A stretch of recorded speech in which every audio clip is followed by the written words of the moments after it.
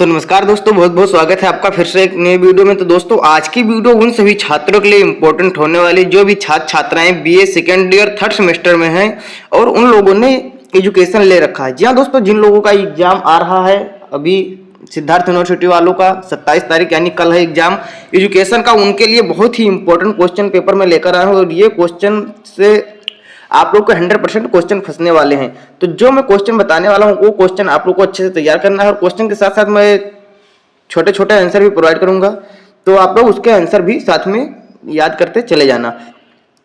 तो हमारा एजुकेशन का जो चैप्टर है, सिलेबस है कि philosophical, sociological, political, economics perspective of education, ये हमारे सिलेबस का नाम है, जो शीर्षक है पाठ्यक्रम का। समय 3 घंटा दिया जाएगा, मैक्सिमम मार्क आपको पता ही होगा 75 दिया जाएगा। यहाँ पर 3 खंडों में विभाजित है। ये सभी खंडों से निर्देशानुसार प्रश्नों के उत्तर देना है। बहुत ही हेल्पफुल होने वाली है वीडियो आप लोगों के लिए, आप लोग बस लास्ट तक देखना। सबसे पहले हम सॉल्व करेंगे अति लघु उत्तरीय प्रश्न यानी कि short answer type question, very short answer type question. तो यहाँ पर हम देखते हैं कि इस खंड के सभी प्रश्नों के उत्तर दीजिए। प्रत्येक प्रश्न का उत्तर लगभग 50 शब्दों में दीजिए। तो बिना देरी किए हम लोग अपने क्वेश्चनों को स्टार्ट करते हैं कि क्वेश्चन कौन कौन से हैं जो कि बहुत ही ज्यादा इंपॉर्टेंट हैं परीक्षा की दृष्टि से। तो चलिए देखते हैं कि दर्शन की परिभाषा दीजिए, यानी कि डिफाइन फिलोसफी, दर्शन की परिभाषा दीजिए यानी कि दर्शन क्या है। तो दर्शन वह ज्ञान है जो सत्य, अस्तित्व, ज्ञान और नैतिकता के मूलभूत सिद्धांतों का अध्ययन करता है। यह मानव जीवन और ब्रह्मांड के गहन रहस्यों को समझने का प्रयास करता है। तो ये हो गया फिलोसफी यानी कि दर्शन। अब इसी के साथ साथ दूसरा क्वेश्चन है हमारा, right the meaning of idealism. तो आदर्शवाद का अर्थ लिखिए। आदर्शवाद का अर्थ क्या है? आदर्शवाद एक दर्शन है जो विचार करता है कि वास्तविकता मानसिक या आध्यात्मिक प्रकृति की है या भौतिक वस्तुओं की तुलना में विचारों और मूल्यों को अधिक महत्व देता है। तो ये हो गया हमारा सेकंड क्वेश्चन, आदर्शवाद। अब आता है हमारा नेक्स्ट क्वेश्चन की डिफाइन प्रेगमेटिज्म यानी कि प्रयोजनवाद की परिभाषा दीजिए। प्रयोजनवाद क्या है? तो प्रयोजनवाद एक दर्शन है, ये भी एक फिलॉसफी है जो मानता है कि किसी भी विचार या कार्य की सच्चाई और मूल्य उसकी व्यवहारिकता और उपयोगिता पर निर्भर करता है। यानी क्या है कि जो विचार या कार्य की सच्चाई और मूल्य उसकी व्यवहारिकता पर, उपयोगिता पर निर्भर करता है। इसी के साथ साथ बहुत ही इंपॉर्टेंट क्वेश्चन है, ये आने वाला है, बहुत ही ज्यादा पूछा जाता है, बहुत रिपीटेड क्वेश्चन है कि जॉन डेवी के अनुसार शिक्षा की परिभाषा दीजिए। जी हाँ दोस्तों, यदि आप लोग अच्छे से अपना नंबर क्लियर करना चाहते हैं तो ये क्वेश्चन आप लोग को अच्छे से तैयार करना है। 2 नंबर क्वेश्चन है, ये बहुत ही ज्यादा पूछा जाता है, कभी कभी 3-4 नंबर का भी पूछ लेता है। तो जॉन डेवी के अनुसार शिक्षा जीवन का पुनर्निर्माण है। यह एक सतत प्रक्रिया है जो अनुभवों के माध्यम से सीखने और जीवन के उद्देश्यों को प्राप्त करने में मदद करती है। तो इस प्रकार शिक्षा की परिभाषा जॉन डेवी के अनुसार हो गया। सामाजिक परिवर्तन का अर्थ लिखिए। सामाजिक परिवर्तन क्या है? Give the meaning of social change.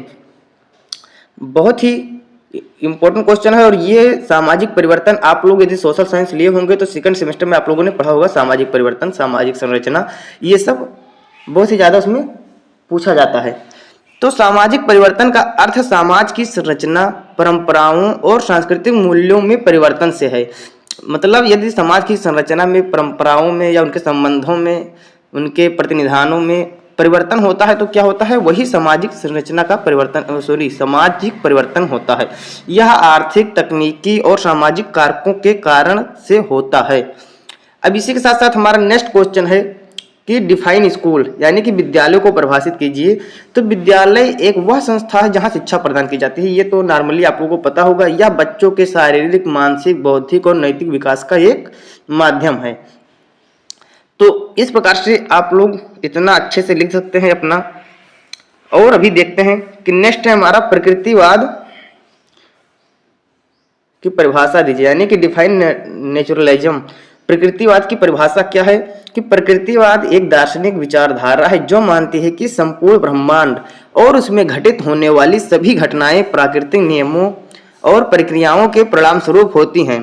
यह दृष्टिकोण से किसी भी अलौकिक या आध्यात्मिक शक्ति की उपस्थिति को अस्वीकार करता है और भौतिक संसार को ही वास्तविकता का आधार मानता है।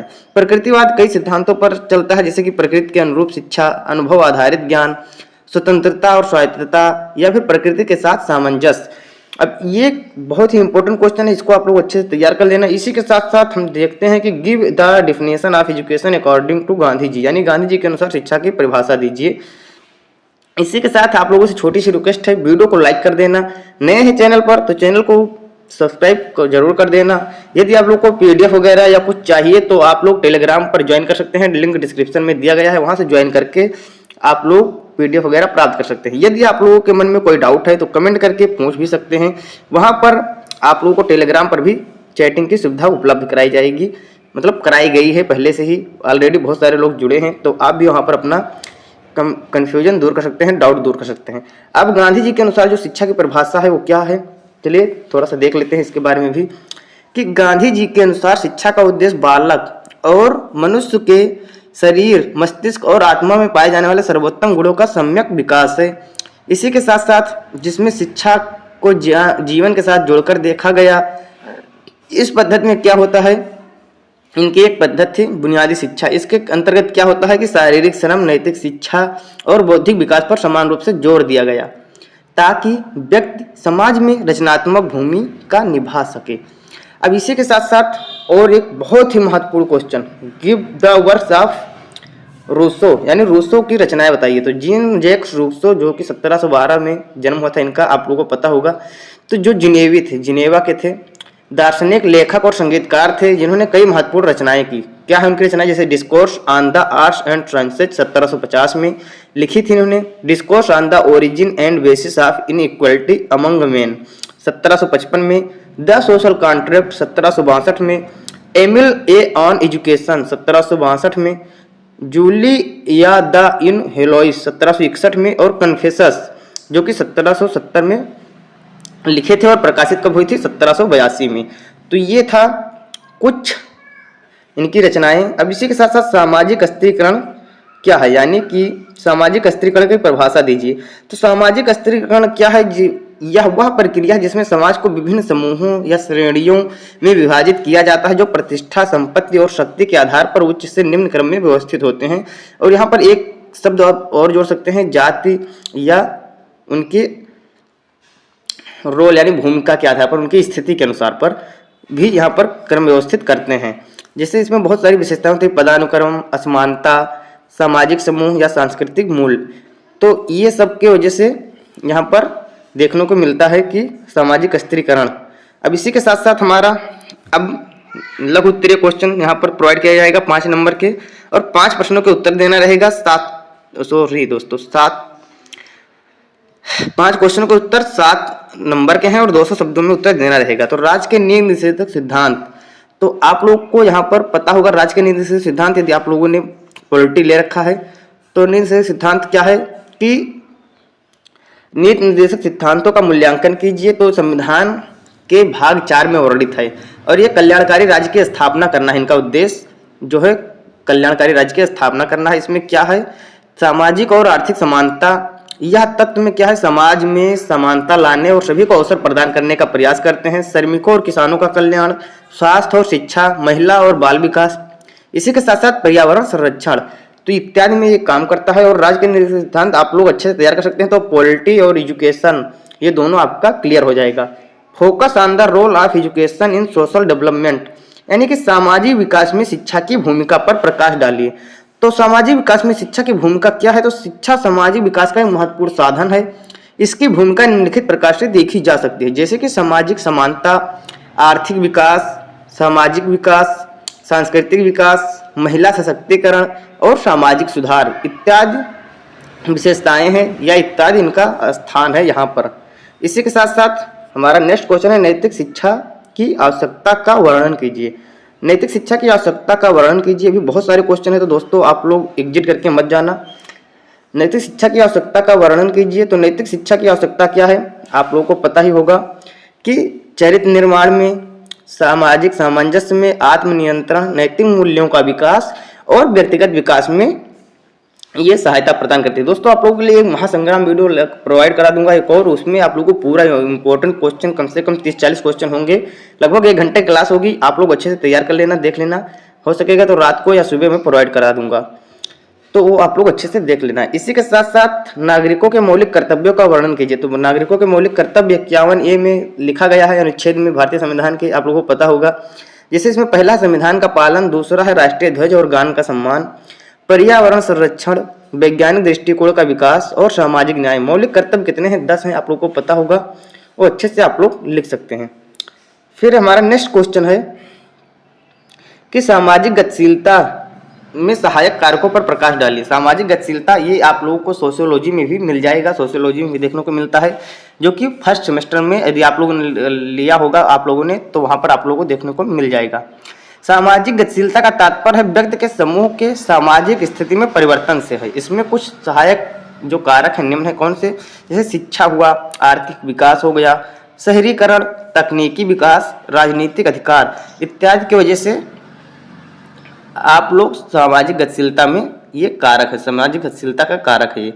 अब इसी के साथ साथ हमारा नेक्स्ट क्वेश्चन है कि give the principle of social school organization, यानी कि विद्यालय संगठन के सिद्धांत बताइए। बहुत ही महत्वपूर्ण है ये, विद्यालय वाला क्वेश्चन बहुत ही ज़्यादा पूछा जाता है, तो इसको आप लोग अच्छे से तैयार कर लेना कि विद्यालय संगठन की शिक्षण प्रक्रिया को प्रभावी बनाने के लिए निम्नलिखित सिद्धांतों पर आधारित होती है। कैसे? जैसे उद्देश्यपूर्ण योजना, कार्य विभाजन, समन्वय, अभिप्रेरणा, भागीदारी यानी सामाजिक भागीदारी में हिस्सा, ये होता है विद्यालय संगठन के सिद्धांत। इसी के साथ साथ सामाजिक परिवर्तन को प्रभावित करने वाले कारक बताइए। तो सामाजिक परिवर्तन को प्रभावित करने वाले कारक कौन कौन से हैं? कुछ आंतरिक हैं और कुछ बाह्य भी होते हैं। तो जैसे प्रौद्योगिकी, शिक्षा, आर्थिक कारक और राजनीतिक कारक, सांस्कृतिक आदान प्रदान, तो ये होते हैं कुछ आंतरिक और बाह्य कारक जिससे सामाजिक परिवर्तन को प्रभावित करते हैं। इसी के साथ साथ लिंगीय विभेद को समाप्त करने के उपायों पर प्रकाश डालिए। लिंगीय विभेद को समाप्त करने के प्रकाश डालिए। तो क्या है कि इसके अनुसार क्या होता है कि लैंगिक भेदभाव समाज की एक गंभीर समस्या है और इसे समाप्त करने के लिए कुछ उपाय हैं, जैसे शिक्षा का प्रसार होना चाहिए, कानूनी उपाय, आर्थिक सशक्तिकरण, सामाजिक जागरूकता और महिला आरक्षण। तो ये सब आप लोगों को देखना रहेगा, बहुत ही इंपॉर्टेंट है ये क्वेश्चन आप लोगों को। अब इसी के साथ साथ बहुत ही महत्वपूर्ण क्वेश्चन अब आ गया है, दीर्घ उत्तरीय प्रश्न और 10 नंबर के हैं, 2 प्रश्नों के उत्तर यहाँ पर केवल देना रहेगा आपको। शहरी भारत के सामाजिक वर्ग पर प्रकाश डालिए। तो शहरी भारत में सामाजिक वर्ग क्या है? तो शहरी भारत में सामाजिक वर्ग की संरचना जटिल और बहुआयामी है, यानी बहुआयामी आप लोगों को समझ में आ रहा होगा, इसके बहुत सारे आयाम। वहाँ वर्गों का निर्धारण विभिन्न आर्थिक, सामाजिक और सांस्कृतिक कारकों के आधार पर होता है। जैसे कि यहाँ पर कुछ रूप से आप लोगों को मैं प्रोवाइड कर रहा हूँ, कुछ मूल रूप। उच्च वर्ग हो गया, मध्य वर्ग हो गया, निम्न वर्ग, झुग्गी झोपड़ी निवासी, तो ये सब गरीब के मतलब होते हैं। तो इसी कारण भारत में जो सामाजिक वर्ग है इस प्रकार से कुछ फैला होता है। अब इसी के साथ साथ भारतीय समाज की विविधता का वर्णन कीजिए। बहुत ही इंपॉर्टेंट क्वेश्चन ये भी है, इसको भी आप लोग अच्छे से तैयार कर सकते हैं। तो ये क्या है कि भारतीय समाज की विविधता, इसमें बहुत सारी विविधताएं पाई जाती हैं। भारत है ये समाज विविधताओं का एक अद्वितीय उदाहरण है, ये आप लोगों को पता होगा। यहाँ पर विभिन्न धर्म, भाषाएं, जातियाँ, संस्कृतियाँ इत्यादि होती हैं। तो यहाँ पर धार्मिक विविधता पाई जाती है, भाषाई विविधता भी पाई जाती है, सांस्कृतिक विविधता और भौगोलिक विविधता, इसी के साथ साथ जातीय विविधता भी पाई जाती है। तो ये आप लोगों को बहुत अच्छे से तैयार करके रखना है। इन सब का मैं डिटेल आप लोगों को नेक्स्ट वीडियो में प्रोवाइड करा दूंगा, बहुत ही जल्दी आने वाला है। अब नेक्स्ट क्वेश्चन हमारा आने वाला है कि रूसो द्वारा एमिल में प्रस्तावित शिक्षा योजना बताइए। तो रूसो द्वारा एमिल में प्रस्तावित शिक्षा योजना क्या है? रूसो ने अपनी पुस्तक एमिल में शिक्षा पर उनके कुछ विचार, प्रकृतिवादी दृष्टिकोण पर आधारित कुछ विचार बताए हैं। जैसे क्या है ये? प्रकृति की शिक्षा, प्राकृतिक शिक्षा, चरणबद्ध विकास, व्यवहारिक शिक्षा, इसी के साथ साथ स्वतंत्रता और नैतिक विकास, ये अपने एमिल में प्रस्तावित किया है अपनी पुस्तक में। अब गांधी जी के अनुसार शिक्षा के उद्देश्य एवं शिक्षा विधि पर प्रकाश डालिए। बहुत ही महत्वपूर्ण क्वेश्चन है ये, आप लोग इसको अच्छे से, गांधी जी का जितने भी यहाँ पर क्वेश्चन आते हैं वो सब अच्छे से आप लोगों को तैयार करके रखना है। तो गांधी जी के अनुसार शिक्षा के उद्देश्य क्या है? सर्वांगीण विकास, स्वावलंबन, नैतिकता, सामाजिक सेवा। इसी के साथ साथ शिक्षण विधि क्या है? शिक्षण विधि में हस्तलिप आधारित शिक्षा, हस्तशिल्प, मातृभाषा में शिक्षा, अनुभव आधारित शिक्षा और मूल्यों पर आधारित शिक्षा इत्यादि आप लोगों को यहाँ पर लिख देना है। बहुत ही प्यारे प्यारे क्वेश्चन थे आप लोगों को। आई होप कि सभी क्वेश्चन आप लोगों को समझ में आ गए होंगे। सभी के जितना हो सका है मैंने छोटे छोटे क्वेश्चन या जिस तरह से हो सका है मैंने आप लोगों को प्रोवाइड किया है। यदि आप लोगों को महासंग्राम वीडियो चाहिए मैराथन वाली, तो आप लोग नेक्स्ट वीडियो आ जाएगी, आप लोग विजिट करके रखना, चैनल पर सब्सक्राइब करके रखना, ताकि जब भी मैं नई वीडियो अपलोड करूं तो आप लोगों तक तुरंत मिल जाए। चलिए मिलते हैं नेक्स्ट वीडियो में। आज के लिए इतना ही, तब तक के लिए जय हिंद, जय भारत।